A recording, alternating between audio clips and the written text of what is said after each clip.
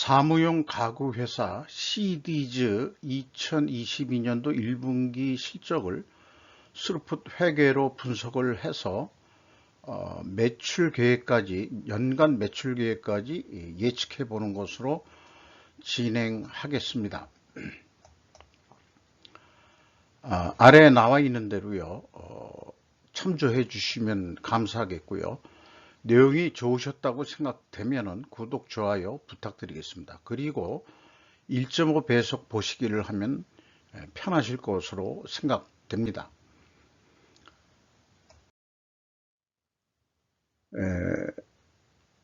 시디즈는 퍼시스에서 인적 분할해 가지고 교육 가구 및 기자재를 전문으로 하는 기업이라고 소개가 되어 있습니다. 주가는 51,100원으로서 2021년 말 61,300원보다 1,200원이나 하락을 했고요.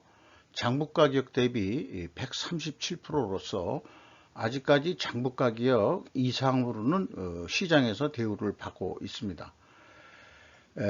시가총액 나와 있고요. 그 다음에 ESG 기업 가치라는 그 산식이 있는데 이것이 좀 더 적습니다. 요거를 좀 잠깐 언급하고 내려가면은 현재 ESG에서 S1, S2라고 현재 초안이 지금 검토되고 있는데 초안에 나와 있는 ES 기업 가치를 그대로 우선 가져와서 뽑아본 거가 되겠습니다. 이거를 저도 아직까지는 확실히 이해가 안 되는데 왜 기업 가치를 승부채를 더하는지. 근데 이제 시가총액이라는 것도 좀 더 다시 생각을 해보면은 제가 이제 예를 들어서 글로벌 금융자본 입장이라고 생각을 해보면은 시가총액이 내려갈수록 자기네들이 이제 기업을 먹기가 좋은 거죠. 싸게 인수를 할 수 있는 거니까. 그리고 자기네들이 빌려준 부채는 가치가 있다고 보는 것 같아요. 그래서 그거를 더하는 것 같습니다. 그러니까 원래 장부가격 시가총액으로는 858억 원 정도 되는데 이제 660원 밖에는 안 된다. 이렇게 이제 인식하는 방법으로, 독특한 방법으로 되어 있는 것 같습니다. 이게 무슨 어떤 회계에 의해서 접근하는 그런 방식보다도 금융 자본의 논리로서 사고방식으로 나온 것 같습니다. 시가총액이 내려가더라도 자기네들이 꿔준 이 돈은 가치가 유효하다, 이렇게 이제 보고 있는 배짱인 거로 그렇게 지금 해석이 됩니다. 5% 이상 주주명을 보면은 일룸이 40.58%고 바로스가 15.15%, 그리고 일룸의 최대 주주는 손테이시로서 29.11%의 지분을 소유하고 있습니다. 원가 회계 영업이익은 잘 말하자면은 표시를 안 하고 있는데요. 이번에 특별히 이 분석을 위해서 원가 손익부터 좀 말씀드리고자 합니다. 매출이 3.2% 증가했는데 매출 원가는 4.4%가 증가했습니다. 당연히 이제 매출 총이익률이 1% 감소한 거로 나오고요. 매출 총이익률도 이제 떨어진 거로 이렇게 나오죠. 그리고 이제 판매 관리비가 무려 38.5%나 증가했습니다. 이렇게 되면은 영업이익이 팍 줄어들게 돼 있는 거는 뻔한 사실이고요. 그래서 영업이익이 69.2%가 감소했습니다. 원가 생산성으로도 0.07포인트가 하락을 했습니다. 그래서 매출 원가의 증가는 원재료 가격 상승이나 가공비의 상승으로 우선 생각해 볼 수 있겠습니다. 과연 가공비도 상승했는지, 판매관리비하고 이제 별도 매출 원가에 들어가 있는 가공비를 얘기하는 거죠. 그리고 원재료 가격이 상승했는지, 이것을 분석을 해 보도록 하겠습니다. 과연 그럴지 좀 진행해 보죠. 그러나 이제 미리 말씀드리면은 재고가 감소하면 매출 원가가 증가하는 것이 원가 회계의 문제다. 이 매출원가가 증가한 거에는 그 재고가 감소함으로써 매출원가가 증가한 그 요인도 들어가 있는 것으로 이렇게 생각이 됩니다. 이미 분석을 했기 때문에 이런 의견을 말씀드릴 수 있는 거지, 일반 분들이 원가회계 그 손익계산서 보고서 매출원가가 그냥 비싸진 모양이다, 오른 모양이다, 그 왜 올랐지, 매출원가가 왜 올랐지, 이런 거를 이해하시기에는 쉽지는 않을 거예요. 뭔가 올랐겠지, 그렇게 이제 막연히 생각할 수 있을 따름이겠죠. 아니면은 뭐 판매 가격이 내려갔나? 뭐 이렇게도 이제 그 한번 또 생각해 볼 수 있는 거고요.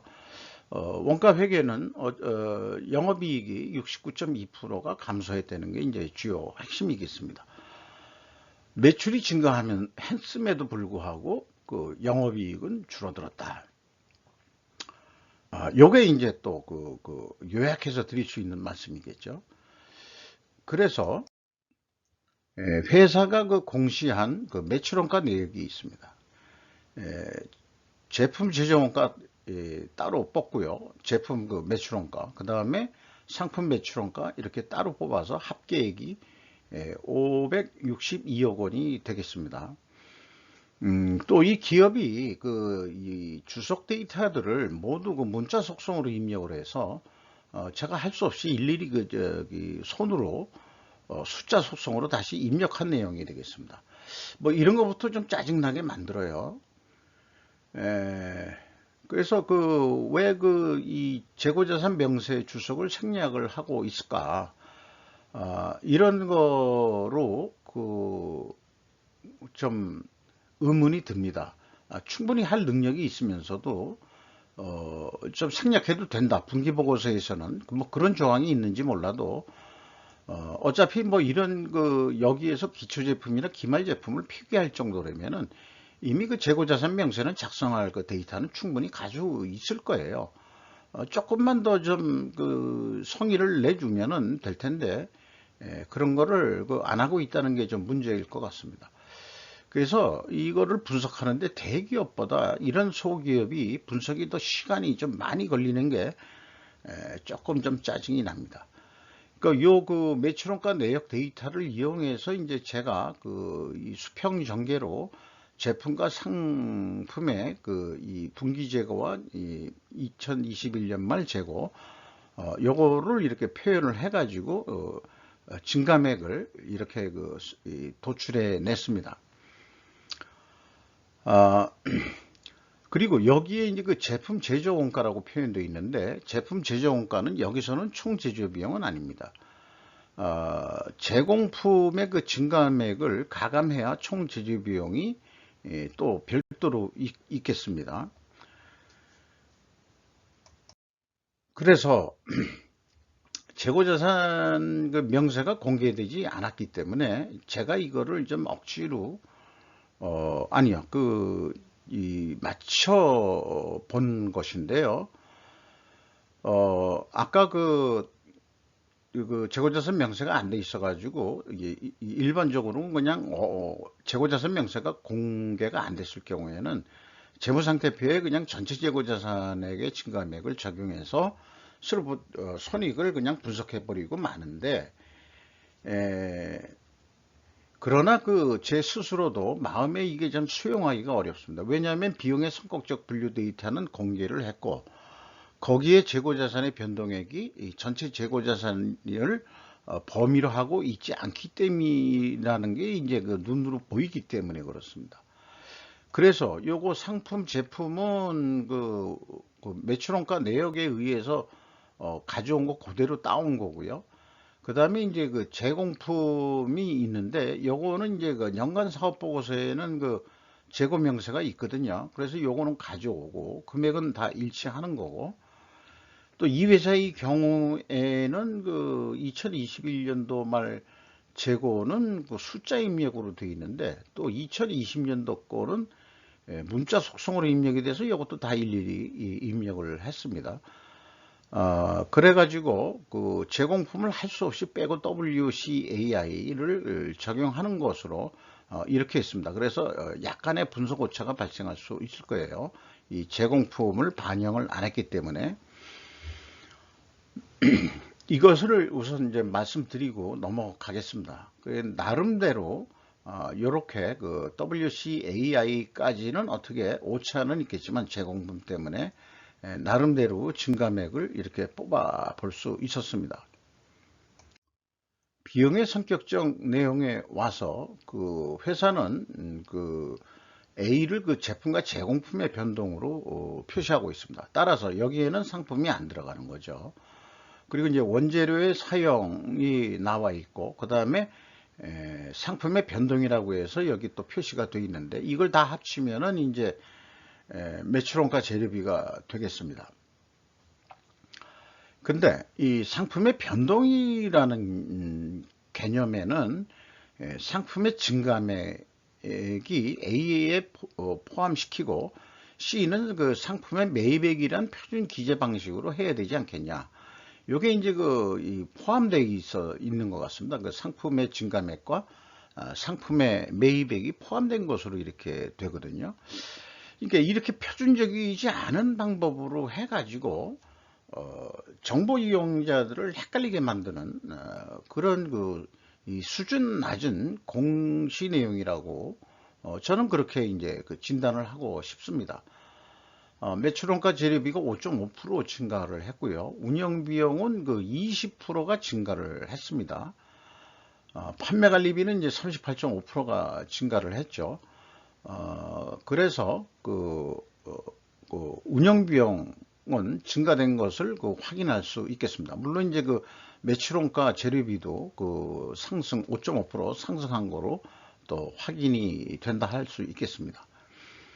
그리고 이제 가공비는 2에서 3을 빼는 거니까 전체 운영 비용에서 이제 판매 관리비를 빼면 되는 거거든요. 그러면은 요게 이제 88억이 나오는데 총 제조 비용의 16%가 되겠습니다. 이 운영 비용이 금액이 또 줄어들었지만은 가공 비율이 이렇게 2.1% 하락했다는 것은 상대적으로 재료 비율이 상승했다는 얘기인데, 이것은 이제 원재료 가격도 상승했다, 이렇게 이제 추정을 할 수 있겠습니다. 자, 그럼 다시 한번 강조해서 말씀드리면 ABC의 표기 방식은 표준적인 대기업에서 하는 방식을 좀 배워야 되지 않겠냐. 이렇게 좀 두리뭉실 이렇게 좀 표현해 보면은 공연한 오해를 살 수 있다, 이렇게 이제 저는 말씀드릴 수 있겠어요. 그리고 재고자산의 흐름은 항상 매번 기업 분석을 얘기할 때마다 이렇게 재고관리 흐름으로 표기를 해줘야 될 것이다 라는 점을 계속 강조해서 말씀드리고, PQ 총 제조 비용에 갭이 있는데 요거는 다음 장에서 갭의 내용을 말씀드리기로 하고요. 운영 비용 중에서 인건비가 16억 집행이 됐는데 11.9%가 증가했습니다. 직원 수는 18명 증가를 했고요. 평균 임금을 보니까 이게 이제 분기에 970만 원이라고 그러면은 1000만 원 돈이라고 그러고 1개월에 한 330만 원꼴 정도 되겠네요. 한 320만 원꼴 되겠는데, 연봉으로 그냥 생각한다면 한 3,870만 원. 대기업이 한 연봉이 한 9천 이상이니까 한 3분의 1 정도 수준 밖에는 안 되는 아주 소기업 규모의 임금 수준이라고 할 수 있겠습니다. 이런 데서 만들어낸 이 가구가 과연 얼마나 정성이 들어가고 퀄리티가 높을지 저는 조금 좀 안쓰러운 생각이 좀 납니다. 물류비가 17.9%나 증가했고요. 뭐 기름값 등등 인상으로 인해서 그렇게 증가했겠죠. 그리고 이제 뭐 본인들이 관리비라고 표현한 게 있는데, 관리비도 한 30억 정도가 증가한 거로 이렇게 표시돼 있습니다. 드디어 이제 이런 과정을 통해서 제가 이제 스루풋 손익을 소개를 해 드리는데요. 매출 금액은 뭐 똑같죠. 근데 이 매출은 3.2% 증가했고요. 그 다음에 그 매출에 비례하는 매출 변동비로서의 매출 재료비는 7.1%나 크게 증가를 했습니다. 이것으로도 그 원재료 가격이 크게 더 상승했을 것이다. 이렇게 이제 봐지죠. 그 다음에 이제 그 매출은 제품 판매 단가가 또는 상품 판매 단가가 인상된 것도 있을지 모르지만 원재료 가격 상승률을 제대로 그 판매 가격에는 적용을 많이 못했다. 또 이렇게 이제 얘기할 수도 있는 거가 이게 되겠습니다. 그래서 스루풋은 3.5% 감소했고요. 스루풋율은 2.4% 하락했습니다. 그리고 전체 운영 비용은 20%가 증가를 했습니다. 그래서 TOE 생산성은 1.09로서 전년도 1.36에서 27포인트나 크게 하락을 했습니다. 영업이익은 69%가 하락한 21억 원이 나왔는데 그나마 이것도 원가회계 영업이익보다는 2억 9천만 원이 많은 수치가 되겠습니다. 이것은 가공비 배부 재고 자산이 감소했기 때문입니다. 2단계 검증으로서요. 아까 그 총 제조 비용의 차이하고 결국 이 차이가 있는데 WCAI는 아까 제가 재고 자산 명세를 완성해 가지고 WCI의 그 증감액이 되겠고 이거는 이제 회사가 제시한 게 되겠습니다. 그러면은 이제 그 차이가 이제 그 PQ 총 제조 비용하고 차이가 같은데 상품의 그 비성분 데이터가 그거 아니겠냐. 여기에는 이제 그 상품의 그 증감액하고 또 상품의 매입액이 들어가 있는 것으로 이렇게 추정이 됩니다만은 어쨌든 그것을 이제 가감해 줘도 갭2로 났는데 갭2의 내용이 무엇인지는 전혀 추측하기가 쉽지가 않습니다. 그래서 이제 우선은 아까 그 제공품을 할 수 없이 뺐기 때문에 제공품의 그 증감액 아니겠느냐 이렇게 보는데 그 제공품의 액도 그렇게 높은 게 아니거든요. 그래서 2단계가 이 재고자산 매출원가 회계 투명성을 검증하는데 매우 중요한 단계인데 이게 이제 불투명해 가지고는 좀 곤란하다 이렇게 보겠습니다. 현금 흐름표 기준 전체 재고자산의 검증은 일치를 합니다. 경영평가지표로 와서 위의 내용을 미리 말씀을 드릴게요. WCI 회전율, 그리고 스루풋율, 그리고 TOE 생산성 평가 요소가 모두 동일 방향으로 하락했습니다. 그렇게 하락했다면 재고자산 매출원가 회계가 전반적으로는 투명하다고 가정을 합니다. 분석 경험상 세운 가정이 되겠어요. 이럴 경우 투명 가정도 검증을 해야 되는데 원자력 가격 상승 계속해서 상승했다고 추측이 되죠. 그리고 판매 가격의 상대적 하락, 그 다음에 운영비용 증가. 이 운영비용 증가는 뭐 쉽게 눈에 띄었던 거죠. 그래서 이 WCAI 회전율 하락했고요. 스루풋율 하락했고 TOE 생산성도 크게 하락을 했습니다. 그리고 임팩트 미래가치는 10%가 하락했고요. 이거 이제 주가 하락 요인이 되겠습니다. 그리고 매출 채권 수금 속도 늦어지고 있고요. 그 다음에 매입 채무도 이게 역전이 됐습니다. 매입 채무 지급 속도가 전에는 더 빨랐는데 이번에는 매입 채무에 대해서 돈을 좀 못 주고 있다. 이렇게 해서 자금 사정이 지금 여의치가 않다 하는 거를 또 상징적으로 시사한다고 할 수 있겠습니다. 그래서 회사가 제시한 원재료 가격 추이를 보면은 나무 종류 같아요. 이게 두 가지가 다. 근데 가구를 만드는 데는 이제 스틸이나 뭐 페인트 뭐 이런 것도 막 들어갈 텐데 두 가지만 대표 샘플로 얘기를 했는데 이게 이제 단순 평균으로 3.2% 상승한 거로 되어 있고 전년도는 16.3% 이렇게 되어 있습니다. 그래서 이 투명 가정 입증은 원재료 가격 상승보다 상대적으로 판매 가격이 적게 상승, 상대적인 하락으로 인식할 수 있겠죠. 그래야 이제 검증 추론이 되는데, 이것을 보면은 입증하기 어려운 공개 데이터다 이렇게 얘기할 수 있겠습니다.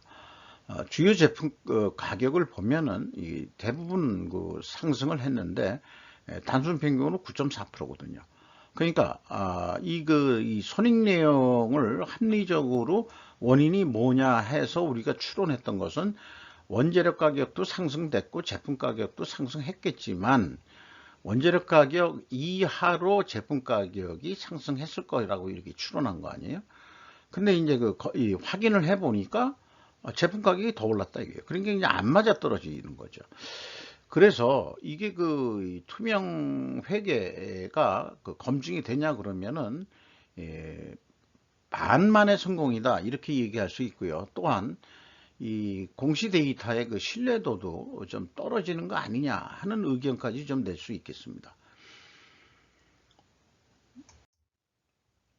현금 재무지표 내용에 와서 캐펙스 투자는 없고 8억 5,200만 원의 비유동자산이 감소했습니다. EAT 세후 현금 순이익은 34억 원으로서 5.4%로서 현금 수익률 7%가 하락했습니다. 책 이자가 100만 원대가 나간 게 있는데 부채가 없는 거로 되어 있거든요. 근데 이게 뭘 이자 처리를 했는지 이자가 이 마이너스로 나왔다는 얘기는 거꾸로 나간 이자가 돌려받았다 하는 의미가 되거든요. 구체적으로 이게 이제 무슨 내용인지는 모르겠습니다. 주주잉여 현금 흐름은 이제 6억 7,200만 원에 이제 이익 배당을 했는데 전년도는 ROE 0.8%였고 올해 1분기 쪽에 표현된 거는 1.1%로 나타납니다. FEM 최종 134억 원의 현금을 벌었다. 이렇게 이제 말씀드릴 수 있겠습니다. 리스크 대비 현금 보유율은 28.2%로서 전년보다 상당히 높게 가지고 있거든요. 그런데도 왜 매입 채무 지급 속도가 느려졌는지 그게 좀 이해할 수가 없네요. 그리고 잉여금률은 212.8%로서 전년보다 4.8% 증가했습니다. 이렇게 분석을 통해서 연말 매출을 예측을 해보면은 1분기를 100으로 봤을 때 연말은 400이니까 1 더하기 300 해가지고 일반적으로 뽑아내는데 약간 여기에 이제 비율이 틀려지는 거는 총 제조 비용을 계산할 때는 3배 300%를 애드해서 산출하지만 원가 회계라는 게 재고 증감에 따라서 매출 원가가 변동이 되거든요. 그래서 재고를 20% 감소한다 이렇게 지금 예측이 되기 때문에 총 제조 비용보다 매출 원가는 증가하게 되어 있습니다. 재고가 줄었는데 그러니까 이제 매출 원가로도 총 제조 비용으로 더 많이 넘어갔다는 얘기가 되겠죠. 매출 원가에. 이게 이제 원가 회계의 문제점이라고 할 수 있겠습니다. 그리고 이거를 어떤 납품, B2B 거래 납품 가격이라고 생각해서 30만 6천 원짜리 견적을 냈는데 견적에서 기대하는 영업이익은 7,200원이었는데 계약이 많이 내고를 안 당하고 30만 원에 계약이 됐다고 가정을 해도 741원 이게 거의 그냥 손익분기점 수준 밖에는 되질 않습니다. 그러니까 이익을 내야 된다면 어떡할 거냐. 그래서 원래 한 7,200원 벌기로 한 거니까 한 8% 정도 요거를 이제 1%, 5%, 6%, 7% 이렇게 이제 입력을 바꿔가면은 이제 지가 알아서 계산을 하게 산식을 만들어 놨습니다. 그렇게 해서 한 8,000원 정도 나오는 영업이익이 되려고 그러면은 32만 4천 원의 매출을 일으켜야 된다. 이런 얘기가 나오게 되겠습니다.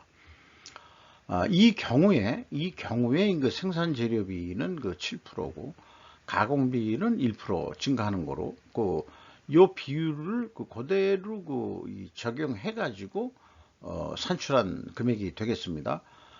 그리고 재고가 20% 감소한다 이렇게 봤을 때 역시 총 제조 비용보다도 매출원가는 조금 더 증가하는 거로 그렇게 되죠.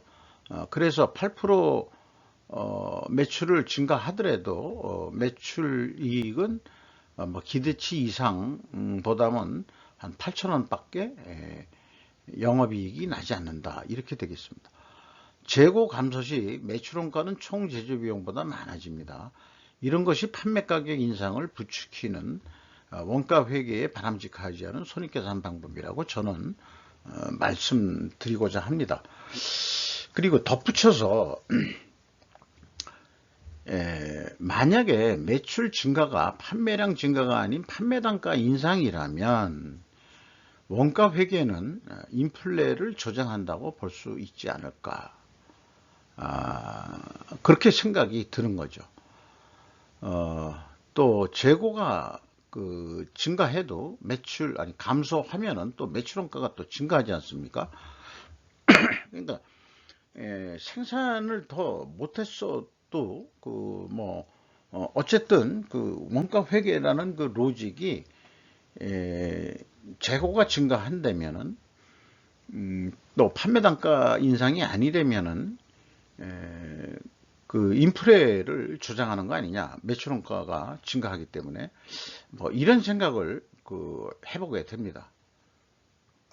그럼 스루프 쪽에서는 어떻게 되겠느냐 그러면은 이 1분기를 100으로 봤을 때 이것도 1 더하기 300% 해가지고 일단 뽑아냅니다. 그러면은 이제 2880억 정도 예상이 되고요. 이거를 또 다른 식으로 또 접근하는 거는 손익분기점 방식으로 운영비용 중심으로 운영비용에서 그 다음에 목표이익 더해가지고 그걸 스루프율로 나누면은 판매 예상액이 되겠습니다. 2878억 원으로서 위에하고 거의 유사하게 나오게 되겠습니다. 이것도 B2B 거래 단품 납품 거래라고 해가지고 스루프 쪽의 수치료는 숨기는 거 없이 부풀리는 거 없이 목표이익 8,368원으로 보고 28만 8천원짜리 견적을 냈다. 아까 원가 회계는 30만원 돈이 넘었죠. 그러니까 이 스루프 회계는 이렇게 해도 8,300원 남는다, 이런 내용이 되겠어요. 그래서 이렇게 우리는 있는 거 없이 부풀리지 않고 견적을 냅니다 하는 것을 구매자한테 설득을 시켜가지고 그래도 체면 유지한다고 조금만 깎읍시다 해가지고 28만 5천원에 판매를 했다 그래도 이제 한 5,200원은 남는 거로 돼 있죠. 원가 회계는 30만 원으로 계약을 했는데도 571원인가 영업 손실로 예가가 산출이 됐었죠. 이런 근본적인 차이가 있습니다. 그래서 이것도 말하자면은 조금 더 좀 더 노력을 해보자 하는 의미에서 계약이 완료된 이후로 스루프율 판매 단가는 더 올릴 수가 없으니 재고 회전율 판매 수량을 조금 늘려서 재고 회전율을 좀 올리자. 3.5% 증분을 좀 해보면은 매출이 3,049억 정도 매출이 일어날 것으로 보이고 그 경우에 영업이익은 이걸 원 단위로 얘기하기로 했었는데 그냥 환원해서 다시 말씀드리면은 3,049억 원의 매출이 예상이 되고 영업이익은 115억 원이 예상이 됩니다. 계획 대비 37.8% 이익을 더 낼 수 있겠다, 이렇게 예측을 해볼 수 있겠습니다. 계획 예측인 거죠. 원가 회계 계약액은 30만 원이다. 스루프텍에는 인플레를 조장하지 않는다. 이렇게 이거를 비교해 보면 이렇다 이거죠. 원가 회계보다 적게 매출을 증가시켜도 원가 회계보다 더 많은 이익을 창출한다. 이렇게 말씀드릴 수 있겠습니다. 다만 판매 가격은 시장 가격에 의해 형성될 뿐이다라는 전제 조건 하에서입니다. 이렇게 시리즈에 대해서 1분기 실적을 분석을 하고 2022년도 매출 계획까지 해보는 것으로 진행했습니다. 이상 마치도록 하겠습니다. CDG의 원래 그 모기업이었던 그 퍼시스를 또 분석을 안 해보면 안 될 것 같은 또 그런 기분이 든대요. CDG가 이 말하자면 그 공시 내용이 좀 부실한 데이터들이 많아가지고 재고자산 명세하고 비성분 비용의 성격적 분류 데이터를 제대로 공시 안 하면은 좀 저는 그 성의가 없는 공시라고 저는 그렇게 생각합니다.